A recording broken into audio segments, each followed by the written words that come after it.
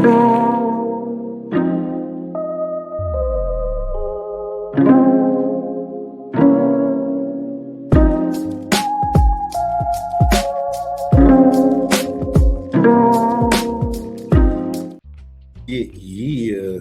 Y'all know what time it is. Anytime you see the lady singing and the slow beat bringing, it's your boy Big Vern in the booth doing his thing thinging. Ha ha. Oh man, it's been a great Tuesday. We talked some NFL. What does a win for the Raiders look like? Too much new, everything going on with them. They've got a new rookie head coach. You've got the number one rookie quarterback coming out. Ashton Genty's always going to be a stud and a reliable back for the silver and black. And we just wanted to ask, if they win 5 games, is that a winning season for them? We seem to think so. That's setting the bar really low, but it is the Raiders after all. Then our opening segment, Kenny Atkins, he needs to be fired from the Cleveland Cavaliers. This dude has a losing playoff record. Also, this is a 52-win team, that was made to look foolish in front of the world, embarrassed thoroughly by the New York Knicks. Then we talked a little more boxing. Floyd Mayweather goes from bad to worse. He's getting allegedly scammed by a family friend for $175 million in fake investments and imaginary property. I make smart investments. Make sure you check out Simpin Part 2, the Floyd Mayweather story. Then we talk LeBron James. He's making the NBA wait to see what he's going to do. He's on vacation now with his family. He wants to go somewhere where there's a winner. He's not looking to make any decision before August. So make sure you check that segment out. And Josh Allen, if this blows up in the face of the Buffalo Bills, too much new. The front office has went against the wishes of the fan base. This thing could get ugly. We're here for all of that, though. Make sure you check that segment out and lands us with good old New York. What you don't know about Mike Brown? Yeah, that part. We'll talk about it when we get back from the other side of the content. It's your boy, Big Vern. It's your boy, Big Vern, coming to you live from the App Stupid Studios, and we're pushing a new rap album this month. Nims and Ron Browse, I Should Boom You. In stores now. Get it where you legally consume music, whether it be Apple Music, Google Play, or Spotify. My personal favorites on the track is Hottest in America. Man, Hottest in America is fire. This puts you in this mind track of those MOP. I'm like, man, this is crazy. Then Earl Manigault with Lil Fame, that's hard too. First 48. First 48's my Joan though. I love First 48. That's my record. Here I Go with Papoose. Pap is hard in that one. Pap, the sun flip that he put in the end. Yeah, bruh. This whole thing is crazy for real. Then the P anthem, when they took the ladies grab you, like that. What's that Notorious Big song? That boom, boom, boom. The way they looped it and they put their own spin on it. Come on, man. Benediction in the Bar Exam. Black Moon, the remix. Oh my God. It is never a losing project when you go ahead and sample Evil D. Yo, Nims and Ron Browse, I Should Boom You, in stores now. Yo, shout out to Ron Browse and Nims. I Should Boom You. I still listen to that thing, man. That's crazy. So Mike Brown, him doing his thing, he's pretty much going to be coach of the playoffs. To me, if they gave away an MVP for coach of the year in the playoffs, Mike Brown, he would be in that category because this dude is running through the Eastern Conference like a hot knife through butter. And the Knicks, they're thrashing any and everybody in their way. And it pains me to say this, but the Knicks, they look really damn good. They embarrassed Cleveland 4 straight. It wasn't even close. I was like, wow, this is insane.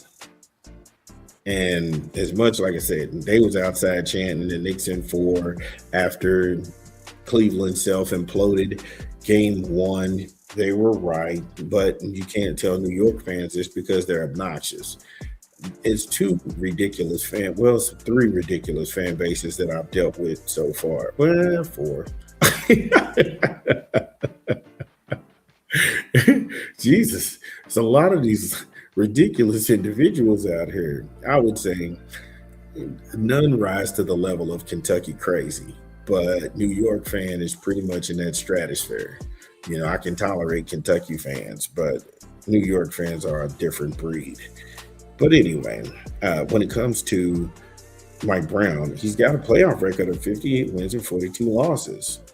And his resume speaks for itself. He's got a 556% playoff winning streak, and that's across 7 seasons and 8 series runs and 2 trips to the NBA Finals. But the thing they won't tell you is that he's never won an NBA championship.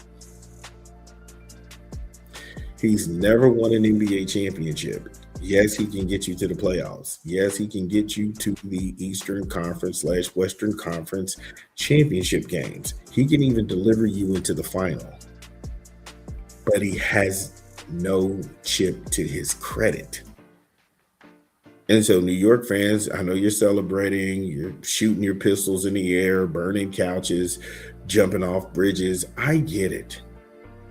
But Mike Brown, he can't win you the NBA Finals. He doesn't know how to do that. And that could be problematic. Now, the only coaches better than him would be Greg Popovich, Eric Spoelstra, Steve Kerr, Quinn Snyder. Out of those 4 coaches, 3 of them have won multiple titles. And I know the only ones, I know I'm the only person having this conversation because they're not doing that anywhere else. Because that would actually fly in the face of the narratives. And when I was looking at him having the success he was having, he didn't get any votes for Coach of the Year. Smoke on that. He didn't get a vote at all for this year for his coaching honors. Now, I got no beef that they gave it to JB Bickerstaff because what he did with the Detroit Pistons, hey, look, that was wild. What he did with them in year 2, that deserves a tip of the hat. But I don't get that. How does he not get a vote? I just don't know. To the victor goes the spoils. But the fact that Mike Brown didn't get a vote, somebody thought that he was doing a hell of a job, that should show you how crazy and racist the sports reporters are. That they would not even nominate this man because of the way that things unfolded with Tom Thibodeau. I don't know. And Mike Brown, the Cleveland, for everything that Cleveland Cavaliers presented in this playoff, Cleveland had 2 arch rivals. Now, I don't know if you recall, Mike Brown used to coach for the Cleveland Cavaliers. And I know the media kept trying to make it seem like LeBron James ran him out of town and things like that. But no, Dan Gilbert ran this man out of town.